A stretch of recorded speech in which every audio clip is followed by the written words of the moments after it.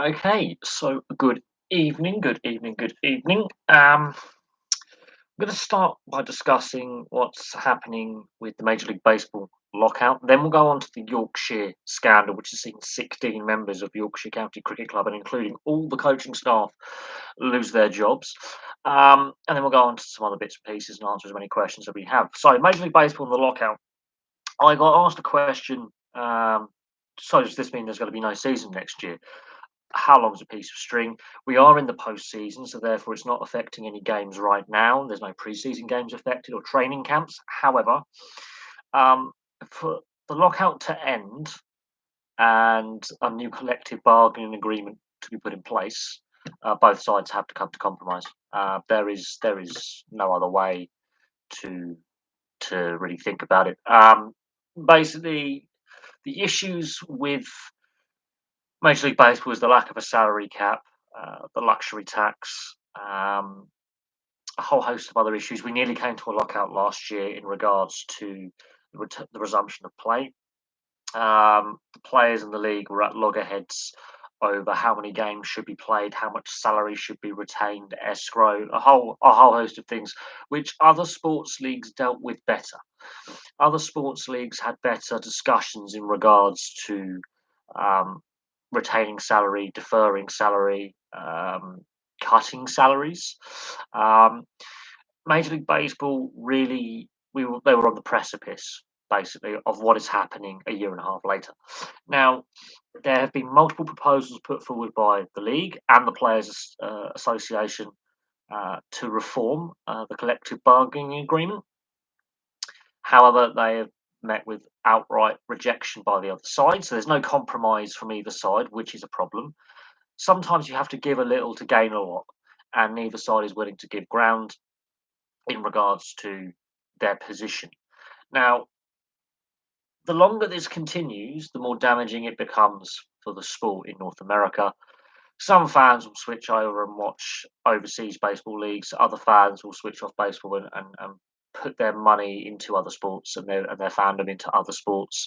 Um, whether it's in North America or globally, Major League Baseball. This has been brewing since 2017 from the latest collective bargaining agreement, but this issue's been brewing for 25, 26 years. Um, the complete lack of a salary cap in regards to the fact that the other major leagues in North America have salary caps. A lot of leagues around the world have salary caps or financial fair play rules like English football. Major League Baseball will put a luxury tax on. There is great wealth disparity within the league, the TV deal, you know, the haves and have-nots. It's more pronounced in baseball. So some teams can ultimately stack their roster as other teams can't. Uh, Salary, arbitration rights, free agency rights, a lot of things that I'm not actually an expert on, quite frankly. But some of the salaries that were signed just days before this lockout are ridiculous. Uh, quite frankly, some of these players have got there's definite uh, wage inflation there, overinflation of the salaries that the players are receiving. Um, and I've watched a few Major League Baseball games in the last couple of years. Don't get me wrong, I have casually watched games, and I'm not sold on the product. I don't find it entertaining.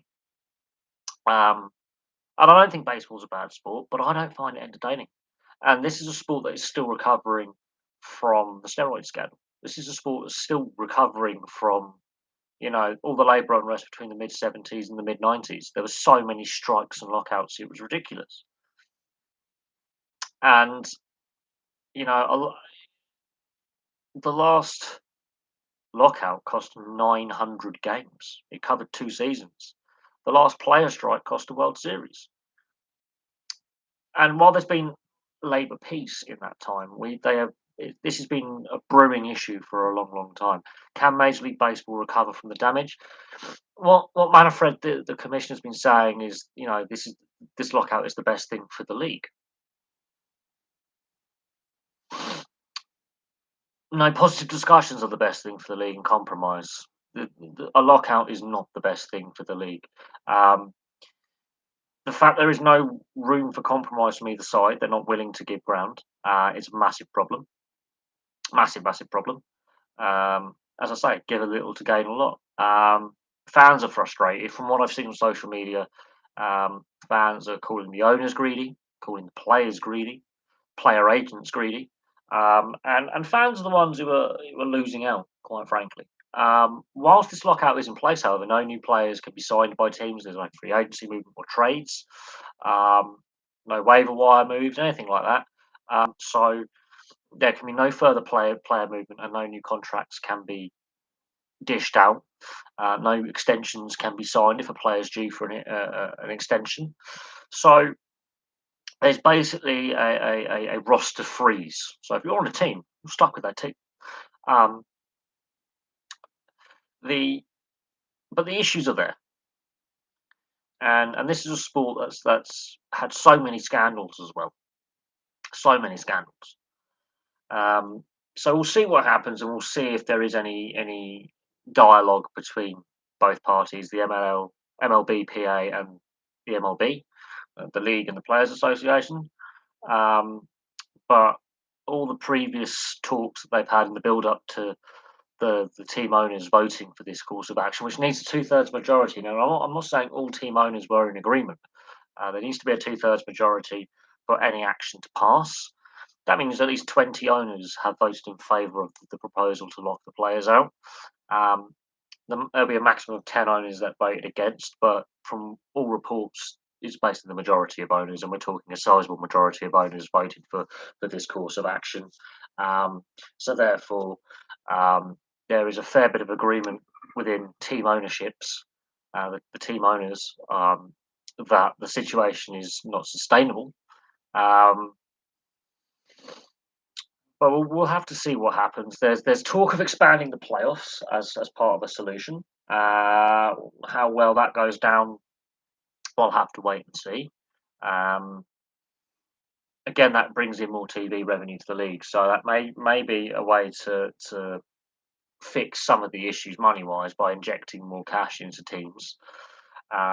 Whether the players are happy to play those extra games, um, the TV companies, obviously, everything is okay. I'm just discussing the Major League Baseball lockout and how Major League Baseball has got in this position.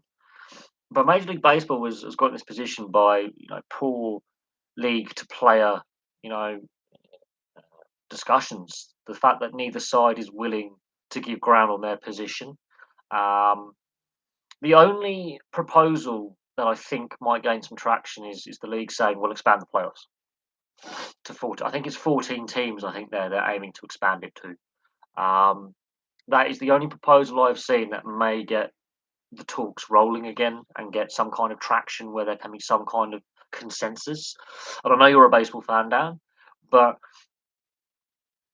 I did state in my previous Major League Baseball video that I felt that a lockout or a player strike was going to happen unless something changed. I was just surprised it happened so quickly, um, and so suddenly that it has happened. The fact that the commissioner Manfred is basically saying this is good for the league, I'm scratching my head how um, this is good for the league. The fact that in the days leading up, some massive contracts were signed, massive contracts. If you put a salary cap in now, you have to grandfather those contracts. Those contracts become bad contracts that basically you cannot move. Um, and what would the salary cap be set at? Considering that one player, I believe, got signed for like $48 million per year. I mean, that is absolutely ridiculous money. That's 3-4 times the highest salary in the NHL, and that's not even the highest paid salary in Major League Baseball. Um, the situation has got to this stage because they've allowed issues to fester for a very long time. And bearing in mind, this lockout could wipe out the whole next season if the owners and the players don't come to agreement. Um, well, the NHL obviously there's been talk about in the NHL about expanding the playoffs. And bearing in mind, in the 80s, there was a 21 team league with 16 teams making the playoffs. The TV companies will like that because they can sell more advertising revenue. The players, maybe the players like it. You just don't know because it means more players get to play in the playoffs. The owners want to make as much money. I do think that may be a proposal that may get the talks restarted and get at least some positive discussions coming out of this lockout. But I'm an NHL fan. Okay, I've seen three lockouts and a player strike in my fandom of my favourite sport. Uh, and again, it was down to revenue sharing, the players feeling like they weren't getting a fair deal, um, the owners basically, trying to get away with paying the players as little as possible, well, within reason. Um, and this was at a time when the league was expanding. We saw teams having to move over this because the lack of stability does affect where sponsorship. It does affect TV deals, and the NHL, much like Major League Baseball, nearly came to a strike or a lockout in the renegotiation to resume play. The CBA was due to expire just this year, and COVID came along and sped up the discussions. Now, the NHL and the NHLPA realised, hey, um, we don't come to an agreement, we are in serious trouble. They decided to come to an agreement very, very quickly. The COVID pandemic made them realise we need to solve problems. The NRL, with expansion in Australia, a couple of years ago, they're like, oh, we will be in discussions. We hope to expand at some point. Um, but we want to get the next TV deal sorted. COVID comes along, they expand quicker. They had to renegotiate the TV deal, um, and they had to resolve issues. I don't have a favourite Major League Baseball team. I'm not a baseball fan. I'm going to be brutally honest. I don't follow uh, baseball. I don't follow who the star players are. I wouldn't say I dislike the sport, but my heart's not in it. I'm not really invested in the sport. Same with basketball. People go, "Oh, I must hate these sports." I don't hate them. I just don't like them. I don't find them engaging enough for me, interesting enough for me. Um, I've never really got into them, if that makes sense. I've never really found myself connecting with the sport. Um, and and same with the NFL. I mean, I obviously I have a bit of a soft spot for Green Bay, the Packers in the NFL, but again, I'm not really an NFL fan. I've got a couple of NFL jerseys though. I've got a Dolphins jersey and a 49ers jersey. But when it comes to certain sports, there are other sports I just enjoy watching more. I feel more invested in. Um, I've played some of these sports that I enjoy. I've got friends who compete in some of the sports I enjoy. Um, you see, now you're talking about pitchers going less and less innings in Major League Baseball and the rise of hard throwing relievers in the bullpen. Um, Again, like that's obviously a trend in the sport. Now, I obviously don't really follow Major League Baseball, really. I'm reporting on the big stuff like the Astros sign stealing scandal. I've done videos on that. I've done videos on the labour unrest, the history of the league. Um, you know, I could do a Major League Baseball video on the most successful and least successful franchises. But it's not a sport. It's the same with like talking about like let's say cricket, for example, and your bowling attack. Certain bowlers getting reduced overs and shorter spells when it comes to bowling. I mean, Jimmy Anderson, I think, bowled like nearly 55, 60 overs in a test match in a day, and he bowled himself to exhaustion against Australia.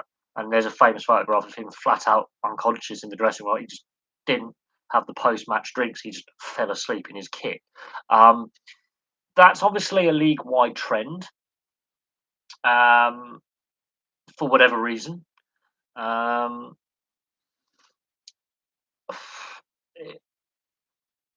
every sport evolves and every era is different in the style of play. The rules are the same, the basic core principles are the same, but each sport evolves and adapts. And so you look at the NHL now; it's a quicker, more skill-based league. So there are slightly less hits, slightly less fights, and the skill players have a bit more space. 20 years ago, the trap was king. 25 years ago, more defensively minded, more physical, more holding, more hooking, more fights, more line brawls. There's nothing to say that in 5 years' time it doesn't revert back to a slightly more physical, less skill league.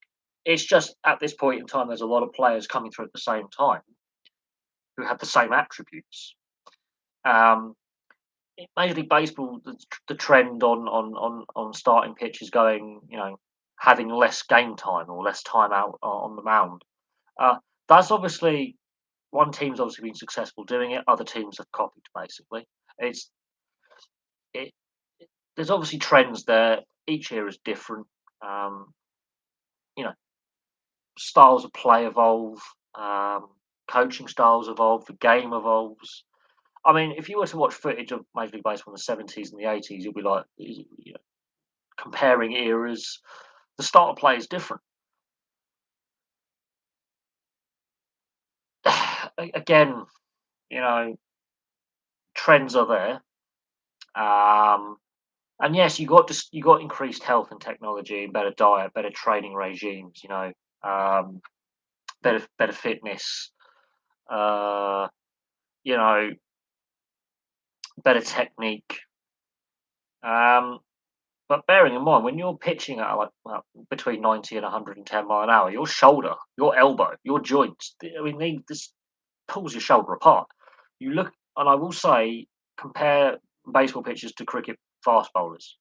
They have a lot of ankle and knee problems. A lot of them because the force they're running up, their shoulders. A lot of them, when they retire, have a lot of muscular and joint problems. Um, Side strains are a massive issue for a fast bowler. Then you get to spin bowlers, wrist problems. A lot of them actually get wrist injuries. So the repetitive action and the wear and tear on the body. And these are non-contact sports, by the way.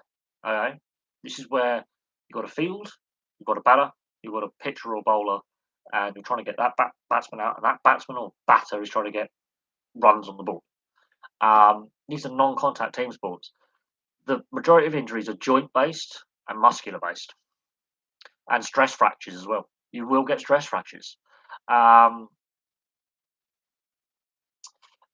it it's weird, but yes, coaches have realised you need to protect your star pitchers, you need to protect your star batters, you need to, try and not necessarily restrict their involvement, but protected minutes because you want them to be as effective as possible. Um, but some pitchers or bowlers in cricket, they need more time because they can be more effective over longer spells. But it's obviously a trend. It's obviously a coaching style. You know, coaches copy each other. GMs will copy each other when they're building their teams. Um, you know, I'm not a massive fan of advanced stats because character and commitment and work rate are vitally important. Advanced stats can mask a lot of deficiencies in a player's character, in a player's attitude, actually in a player's fitness. And this is where I think some of the NHL teams are. While they look good now, it's you need to have leaders. Advanced stats don't show leadership. Advanced stats don't show personality traits. Advanced stats don't show negative traits the players have. Liverpool, Man United, who loves each other more? I think it's about equal, really. Let's be honest. That's a pretty even hatred um, either side in that one. Um, that's been.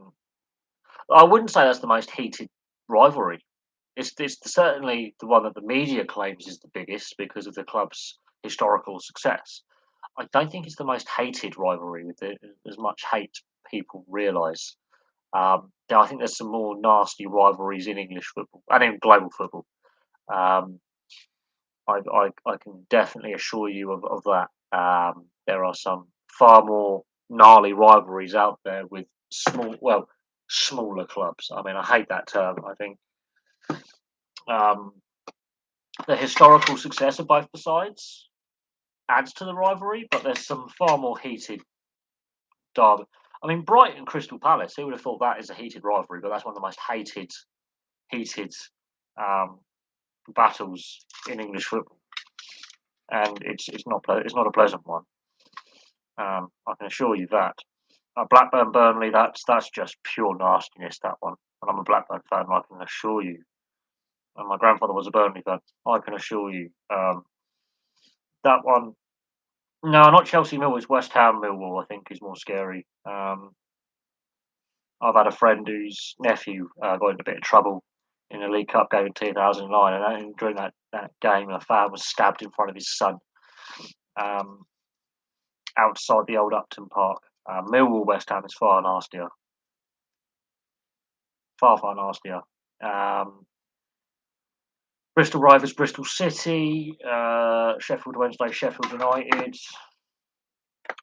um, Leeds Man United is an interesting one because that's Yorkshire Lancashire rivalry. That Newcastle Sunderland, that's quite a nasty one. Uh, I would say Chelsea did. Tottenham Arsenal is definitely a very toxic. I will say toxic rivalry in North London. Very toxic. But there's some nasty rivalries in Italian football. Absolutely, Lazio Roma is, I think, far worse than Juve AC Milan or AC Milan Inter or Atalanta Inter or anything like that. I think that's one of the nastiest rivalries in Italian football. The Sicilian derby is quite nasty as well. A lot of that's to do with the mafia as well. Um, so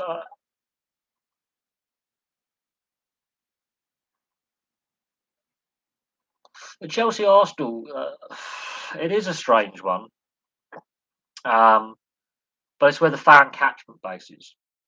So Arsenal's more Hertfordshire, Chelsea's more, the Thames Valley for outside um, fans from outside London buying into clubs because a lot of the Chelsea players live around where I live. Um, yes, I've seen Catania, Palermo, um,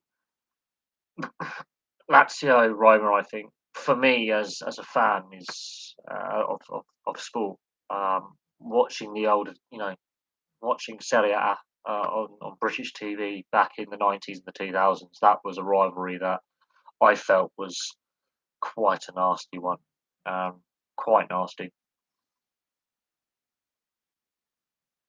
Which rivalry do I enjoy the most from an outside perspective? It depends. Well, it depends what sport you're talking about. What rivalry do I prefer on an outside perspective?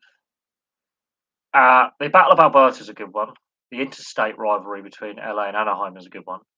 They just generally are. Then I would say the Battle of Alberta is a little bit more gnarly in the NHL than any of the original six. Any of the original six. Um, Rivalries that I prefer. It's a tough one. It's a tough one. I'm liking the dynamic between San Jose, the Sharks, and the Vegas Golden Knights. That's brewing. Vancouver, Boston is quite a tasty one. And they're in different conferences. They only play each other twice a season outside the playoffs. Good of me to think now. I like thinking.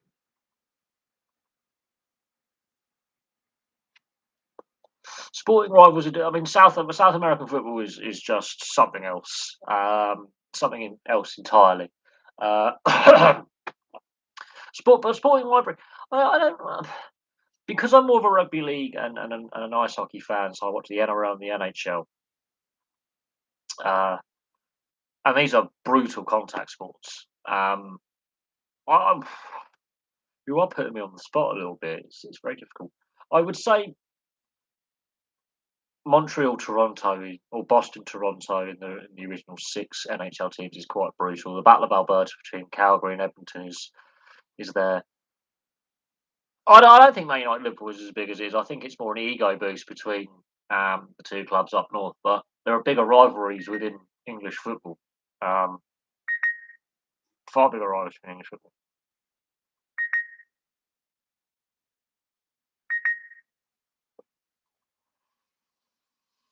Hang on a second. What's going on here? My phone's going ding dong, ding dong. Oh, God.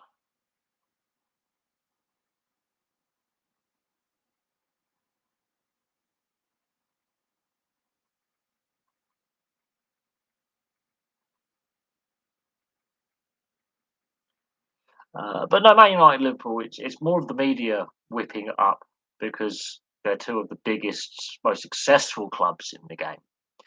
Um,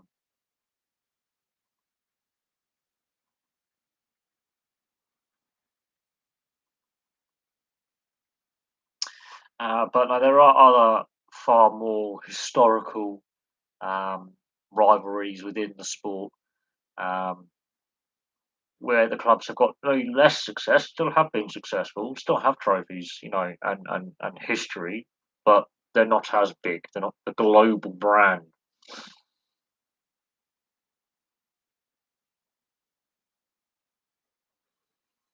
Yeah, it's to do with the historical success. It's got nothing. I mean, if I'm brutally honest, um, Liverpool came onto the scene later than Manchester United in regards to formation. Manchester United is the reformation of Newton Heath. Um, so neither side technically were founders of the Football League. There you go. Whereas Blackburn, Burnley, Aston Villa, Sheffield Wednesday, Sheffield United, Preston North End, Accrington Stanley, they were. There you go. The I just find it very very interesting, but you know I prefer the rivalries between some slightly lesser clubs. Um, I would say there is a rivalry between Chelsea and Liverpool because of the Champions League, because of competing for FA Cups, obviously battling in the top four. They both had Rafa Benitez as a manager. They both, Fernando Torres has played for both clubs, and that didn't really sit well with the Chelsea fan base, the Liverpool fan base. Um, they both had, I think, Sean Wright Phillips has played for both teams. Uh, Sterling's played for both teams, I believe. Um, So there's definitely a rivalry in the sense that they've had players play for both clubs, managers manage both clubs. Um, they're competed for their title contenders, if not geographical rivals, they're league rivals. Because they're trying to compete in the same transfer market, they're trying to compete for the same players' signatures, the same trophies. Um, um, you know, it is one of those rivalries based on fighting for the league, fighting for Champions League, FA Cups, League Cups. But it's not a geographical rivalry. It's not a derby match where it's like your nearest neighbours who you dislike. Uh, Chelsea Man United are big rivals if you think about playing each other in the Champions League. Lots of them. Yeah, yeah. Title rivals is different to your local Bristol City Bristol Rovers. I think is possibly the nastiest rivalry in English football. Blackburn Burnley is another nasty rivalry in English football because they are geographical neighbours, if not in the same league all the time. You know, you don't want to go to the wrong pub. You don't want to go um, to the wrong bar, the wrong neighbourhood. You will get hurt. That's something that people don't realise. So in cities like Sheffield, Bristol, um, certain areas on the south coast, like Portsmouth and Southampton, there's little towns and villages in between the two cities. You don't want to go into the wrong neighbourhood, basically. Um,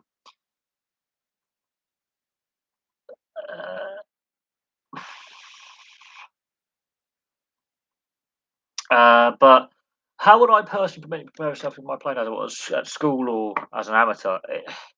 I would just go and have fun. I would go in. There was no nerves for me like some of my schoolmates were actually in rugby union academies and football academies, so they obviously had a different mentality to how they're approaching. You know how they would approach games. For me, I just enjoyed playing because I like being outdoors. On the field, were there some nerves? Yeah, because if you're going to play rugby, you're going to get hurt. You're going to have some injuries. But I was not the biggest guy. I'm not the biggest guy, but I would throw myself headfirst into contact. I really didn't. My physical well-being went out the window. I would just go in and just enjoy myself. I was more nervous training than actually playing the games. I was more nervous. Um, in training than um, than on match day. That's my fault. I was generally, yeah, more nervous um, training in the week, be it at school or at the rugby club when I was playing. I went to training more nervous than match day, but everyone's different. Um, the sad thing is, I never really got to ask my dad about his, non-league football days and his army sport days when he was competing for the army in various football and rugby and athletics. I never really got to ask my dad because I only found out after he passed away how sporty he actually was, and also with my granddad playing hockey, so field hockey for England. I only found out after my granddad and my dad passed away at their funerals that they were as sporty as they were. Um, what happens if you just support Juventus? How? No, I wouldn't say they just beat you up. No, that's not something that occurs really. Because it, I think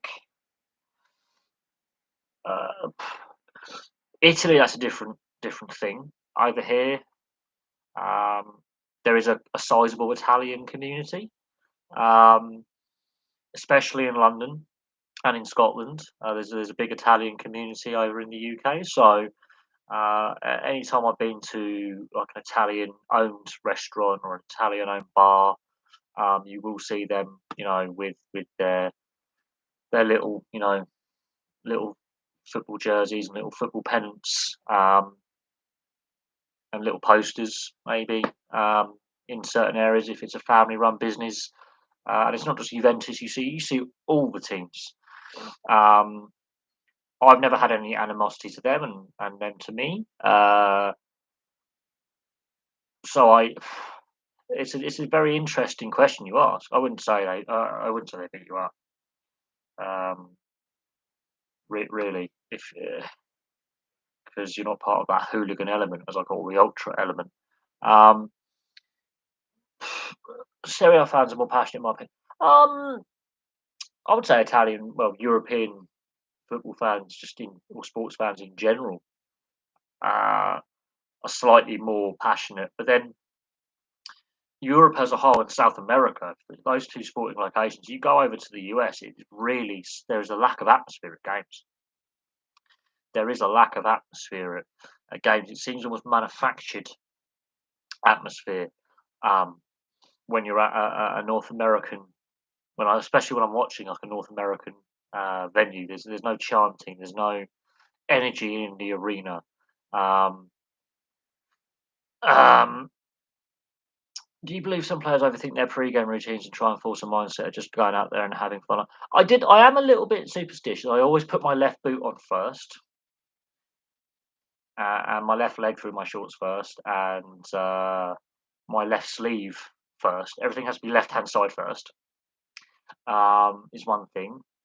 Um, Strapping, I put on before I put my socks on. I have little superstitious routines that I do, um, or I did, and some players just have their routine. But yeah, sometimes some players do definitely overthink things. I was playing at amateur level. Now, the main side, the first first 15 with the reserve squad, the seconds did call me up. So that's the semi-pro level. That's you know a different kettle of fish. But I do think some players, especially in big pressure situations, um, where they go missing, it's more of a mental thing. It's not a fitness thing. They overthink the situation, and that's the same for coaches as well. They overthink their tactics. They rather than just sticking to the game plan that worked for however long, they tinker with their lineup. They tinker with certain things. Players mentally, they are overthinking or not even thinking enough. They're too relaxed. Um, I, I think there's got to, if you're not enjoying what you're doing, you're going to be um,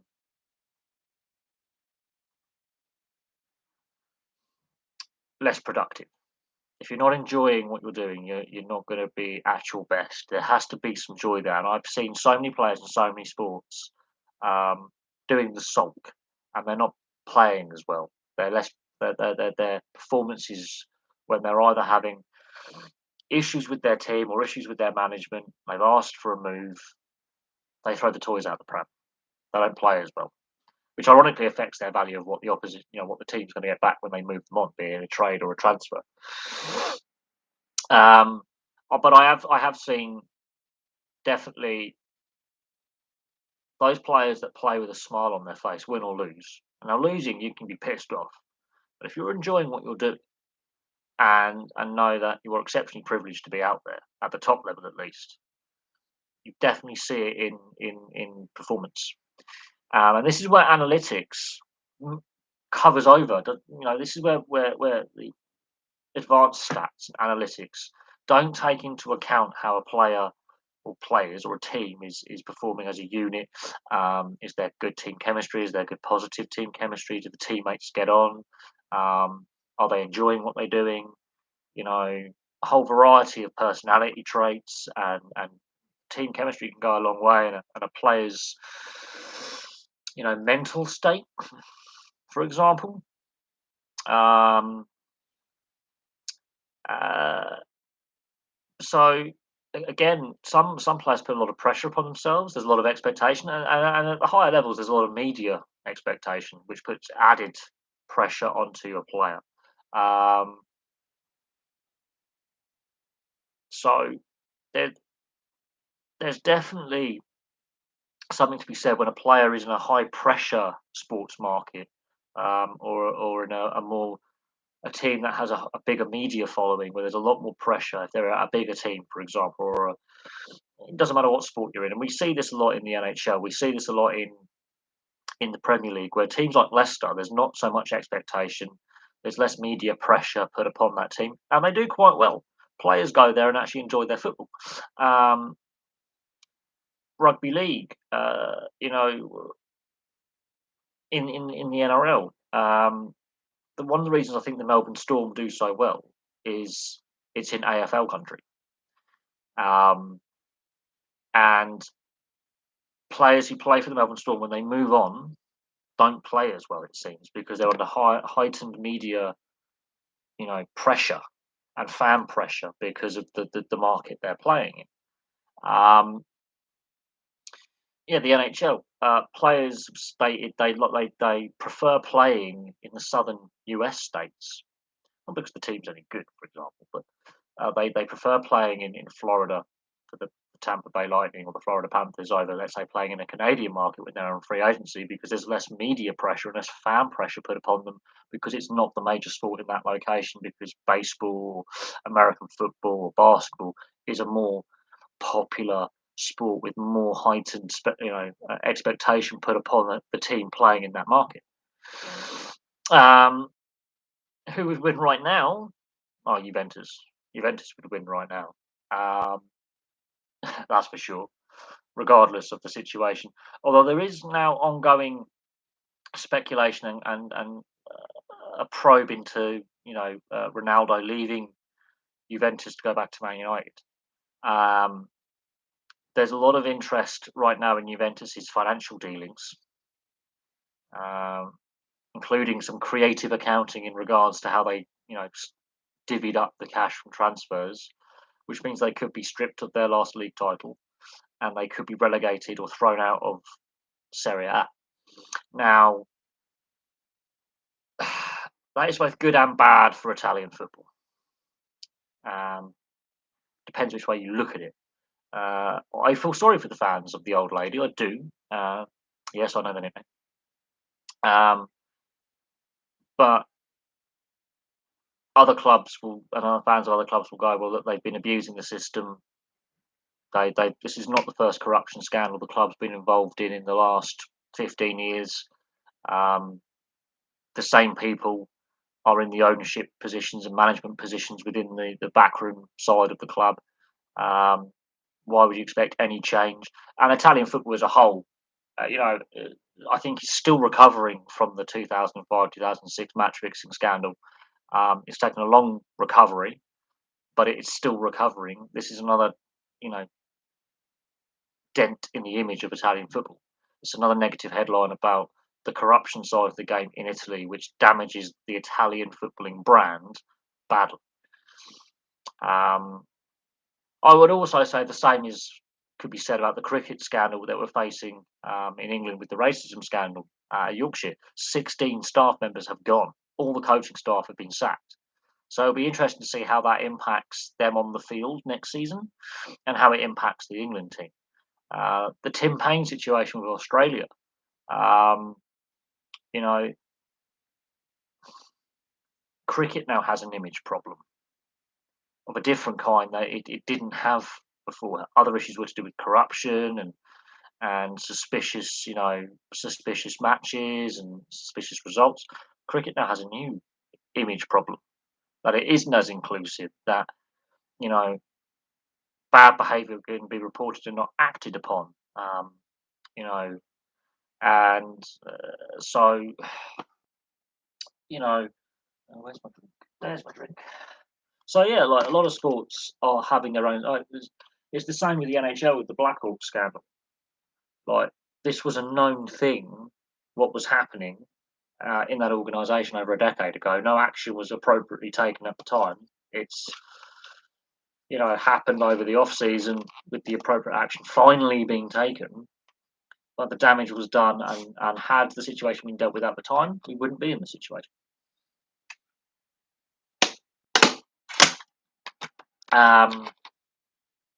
But yeah, the situation with what's happening with Yorkshire cricket, for example, that is an ongoing issue within the culture of the sport. Um, and it's, I think, not. I don't think the issue is as bad as the press seem to be making out. I don't think it is as widespread within the sport as reports are suggesting. However, there is still that undercurrent and a minority that ruin it for everyone else. And the fact that the whole coaching staff has gone says to me that very similar to the Chicago Blackhawks situation, now they were all fully aware of the allegations being made against individual players or individual members of that organisation, and no action was taken, so they're all culpable. And it does quite serious damage to the brand that is the sport, which is meant to be a sport of a gentlemanly conduct, played in a gentlemanly fashion, so to speak, with respect and good manners and respect for all. Completely does away with that. And then the drinking culture and some of the other toxic elements are coming out. And while I don't drink myself, I'm not against. If I was to get back into sport now, I wouldn't be against a teammate of mine, like playing that is, having a drink or socialising and letting their hair down a little bit. I'm not against that, but it's when it's an endemic, boozy, you know, hard drinking, hard partying culture. There is going to be a lot of negatives to that culture. Um, Sport is a social activity. Now, unfortunately, what we've seen in recent months in regards to allegations coming out and stories coming out about some very, very serious situations is deeply concerning for me as a sports fan. I have done videos in the past where I've discussed toxic sporting culture in that locker room. Now, I will say this. When I talk about locker room talk, honestly, if you're in the right environment where the right culture is fostered, there is nothing against having a drink with your teammates or having a barbecue with your teammates and socialising. So I've not actually come across some of the in my playing days some of the lad culture because the team that I played for had the right culture mindset anyway, the right kind of mindset where players from all backgrounds were in the team. Um, but what we're seeing now with certain things coming out about certain teams, it does make you question a lot of things about a lot of organisations over a long period of time. Because when you allow negative things to fester and stay there unchecked, you do end up with what's happened at Yorkshire, what's happened at the Chicago Blackhawks, what's happened with Cricket Australia, what's happened with the England setup, what's happened with, you know, a whole host of teams in a whole host of sports where, yeah, negative issues have been allowed um, to develop and they haven't been tackled effectively. There hasn't been, you know, they've allowed bad behaviour to resonate within organisations, and it's led to, you know, down the line, it's cost 16 members of the Yorkshire set up their jobs. Now, whether they get work in the sport ever again, in a coaching position or administrative position, that's up to the sport to decide. It's the same with the NHL, where Stan Bowman, for example, resigned as GM of the Blackhawks. I believe he was going to get sacked anyway. Joel Quenneville, Coach Q, one of the most successful coaches of all time in the NHL. Will he ever coach again within the sport in North America? Will European ice hockey be as forgiving? There's a lot of things, you know, to decide.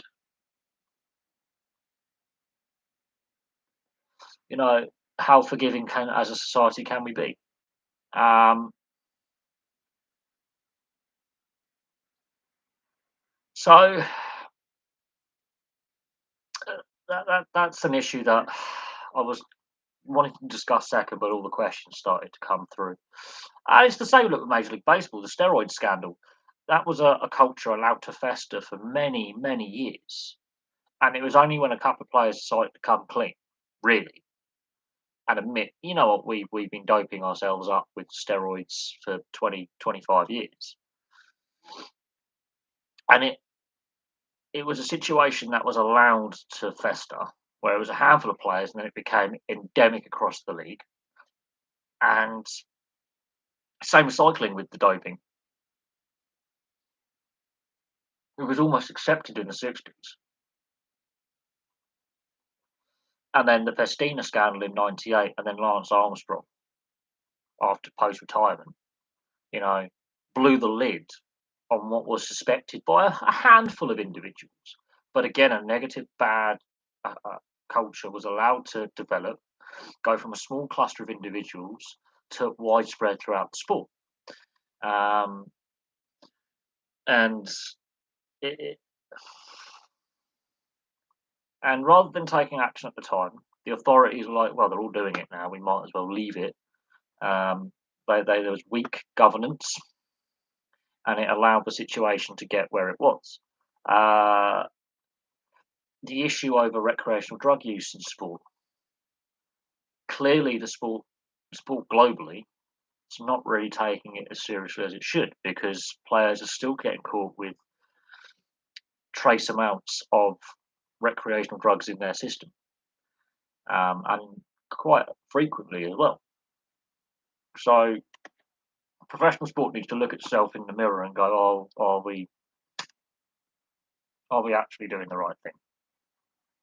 Are we taking culture issues seriously?" Um, as I say, look, I'm not against, you know, team gatherings where there's you can have a drink together and a meal together and have a couple of drinks and be sociable and enjoy each other's company when you're not playing and that team bonding kind of thing. But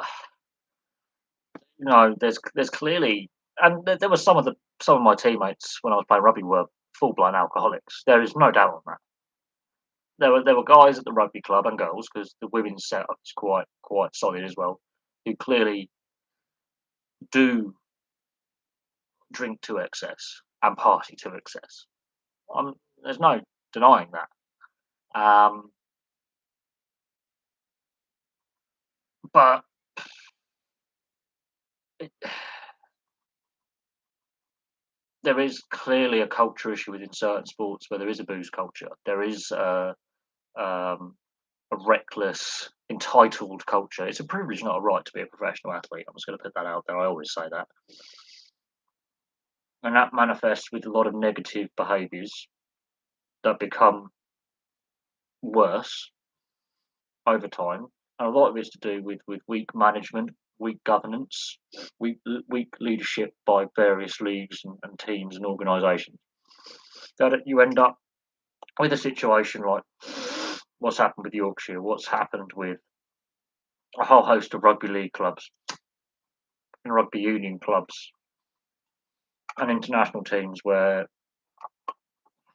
things come out about, what happened with Karim Benzema, for example, and Valbuena. What's come out about some of the antics in the NRL and AFL with players um, and non-playing staff, and it does come down to the governance side of the sports going, well, we've got to take action, but then the public response as well. Australia has been voted the drunkest country in the world. In the world. And then they wonder why they've got players, playing in the AFL, in cricket, in the NRL, who drink to excess and then end up in trouble because society over there clearly has a problem. Um, you look at football players when they misbehave; they are in a very privileged position. They're paid a lot of money, and they misbehave. Part of the problem is they've been through a system from the age of like 7, 11 years old, so school age, all the way through, and they're in a system. They're sort of in a bubble from a very young age, and they're put on a pedestal. They're paid big money very young, and it goes to their head. It's like they're not prepared for being a responsible adult, which is not all their fault because they've been told only one thing. They've been groomed to be one thing, um, and a lot of them struggle to cope post retirement. They don't know what to do with themselves, um, and that's down to a player welfare issue. Um, so there's a lot of things to consider when discussing, sports scandals when it's players getting up to no good or team executives getting up to no good and bad behaviours coming out and scandals like that. It's the culture of certain sports. It's how they deal with young professional athletes when they are getting big money very, very young. Big money. We're talking silly salaries that would take me a lifetime to earn. That what they earn a week is what I earn over 2 to 3 years. You know, um, the the way, um, yeah, there are definitely things sports can do better. Professional sports can do better in educating their players, in giving players, opportunities to learn other life skills and other job skills. So when they do retire, they do have something to fall back on where they can still contribute to society and they actually have a decent standard of living post retirement. Because yeah, they might earn loads of money in the short term, but a lot of them don't have the direction to invest wisely to prepare for post professional careers. Um, And then there's all these stories coming out of players struggling with, issues post-retirement, with health issues, money issues, um, health issues, a whole load of things because they haven't been prepared for a life out outside of their sport. They don't know what to do with themselves. I've seen documentaries on it. There's studies being done. Um, you know, there's a lot of historical examples of players, uh, athletes post retirement really struggling with mental and physical health issues, employment issues, um, housing problems. Addiction issues. It's a known thing. Bugger, bugger, bugger, bugger, bugger.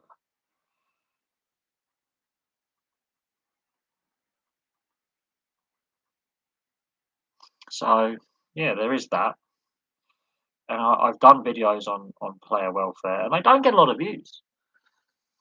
They don't get a lot of views, which I find absolutely remarkable. Um, we idolise these guys and girls while they're professional athletes, and as soon as they're done, ah, there doesn't seem to be much thought to post career employment, um, post career support. You know, welfare support, even when they're younger players and they're having some struggles. Um, and that is a failing of a whole variety of sports, whole variety of sports. Um, I mean, now Messi and Ronaldo. I mean, I think they're set for life, quite honestly. But a lot of other players who are less well known in the footballing world, or in the rugby union, or rugby league, or cricket, or ice hockey, or American football, they really struggle post playing days. They do really, really struggle. Um, and they are thrown on the scrap heap when they retire. They're not necessarily supported how they should be. Um, and, you know, there are issues when they stop playing. Not all of them get into coaching. Not all of them get into the media. Not all of them are team ambassadors, or go onto the executive side of the back room or the front office. And that's something that professional sport needs to look at. Absolutely, absolutely needs to look at. Um, and there'll be those who say, "Oh, they've earned the big money."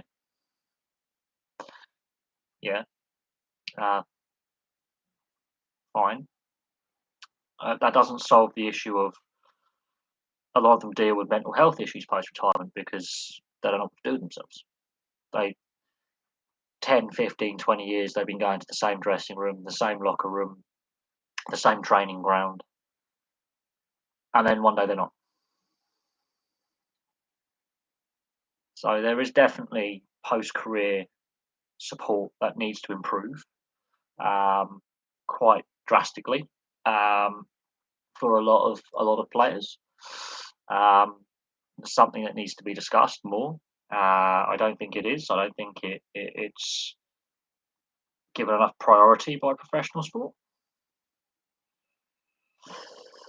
So there is, and that's something that definitely is on up for discussion in regards to you know making sure that players when they retire, or athletes when they retire, are given the right direction, the right education, the right job opportunities, um, in order for them to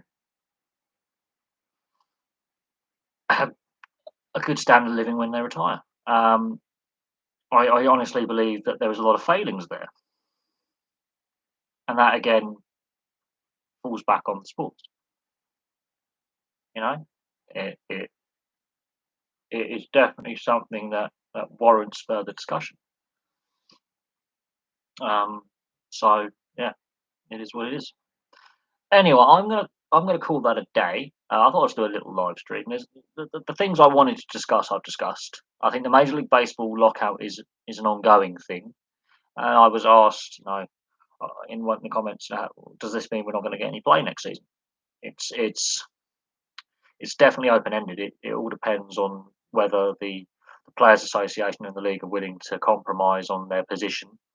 And I always say this: if you give a little, you can earn a lot. So Major League Baseball, the position they're in, hopefully it can be resolved before preseason starts and the preseason matches take place. Hopefully, but the longer it goes on without a compromise, and the longer it goes on without positive discussion, the the less likely they are to get an outcome before the season starts. I didn't see the Sens upset the Hurricanes last night. I will be watching that match replay at some point. I don't know the score. Um, the Senators are having a really bad season. A lot was expected of them to improve. Well, not necessarily make the playoffs, at least be better than they are. And the Hurricanes, you're not going to win every game. They've had an amazing start to the season. They're starting to lose a few games here or there. That is expected, but they put themselves in a very strong position going into the next portion of the season before the halfway point, before the Olympics. So they're playing to put themselves in a position where Rod Brindamore can rotate, call up some players from the AHL, rest some players going into the Olympics. Uh, the Senators, they're not going to make the playoffs. They're not even going to be close to a wild card spot, which was sort of expected. They'll be on the edge of the wild card spot, edge of the playoffs. They are well below expectation.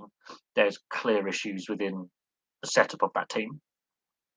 I don't think it's on the coach. I think it is on the GM and the owners. So, in the Senate, one of my good friends, Rob, he's a Senators fan. He's basically in hiding at the moment.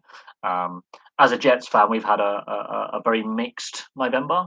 Started the month really well. The road trip was a disaster. There is no other way to describe it. Um, However, we are still in a very decent position in the division, and a very tough division. So we'll see what happens. The Senators, I don't know with the Senators that the fact that they were in a very good position when they decided to tear it all down is a head scratcher for me. They lost a lot of their leadership core very, very quickly. They brought in some experienced players that didn't pan out. So the Ubergate, all those players have now left the team. That tells you something. So there's clearly issues within the dressing room, within the culture of the team. I think Pierre Dorian is. I don't think he sees out the season as GM personally. Eugene Melnick is not a very popular owner. He's made some very poor decisions. I think that we'll see what happens with the Senators. Admittedly, they have had a bit of a disrupted season so far with the COVID shutdown. Um, so, but we'll see how it plays out. That's the best answer I can give. I don't know next year. They have not fulfilled the potential they have with the players available. They've got a very young, talented roster, exciting roster, but they are lacking experience. They're going to need to bring a couple of veteran players in, or more experienced players in, um, just to guide the young players around, give the young players some guidance. They are lacking that experience in the dressing room. They're lacking that experience on the ice. Um, they've got an inexperienced coach. They've got a GM, I think, is constrained by what the owner allows him to do. But even so, some poor decision making when it comes to trades, contract extensions, free agency, the waiver wire. I don't know. I don't know how you fix the Senators. They could end up being like Buffalo and struggle for a decade more. They could underperform like Arizona, who was showing promise and then they decided to tear it down. Um, they could be like Florida, although the Panthers are looking good this year. They have underfulfilled potential for a long, long time. They've had some great players and either can't win around in the playoffs or don't make the playoffs. And they could end up like the Hurricanes, where They had a couple of playoff runs, got to a couple of Stanley Cup finals, winning one, losing the other, and then for the most part didn't make the playoffs. Were close, but didn't make the playoffs. So you know, but that, I think there's a lot of organisational issues. I don't think it's on the current coach, and it's not on the playing group. It's on GM, the ownership, and yeah, the scouting. So the behind the scenes stuff that doesn't actually affect the on ice play, because the players want to win. The players are putting the effort in, but they're young, they're inexperienced, and lacking veteran players. Just one or two, or just some more experienced players who've been in the playoffs, been in the league more than 6, 7 seasons. So get an odd UFA in there, or that more veteran presence, that more experienced presence. They might do a lot better than they actually are. But there we go. I'm going to leave that there. Thank you very much for watching. Thank you very much for all your questions, and I'll have some more videos for you very, very soon.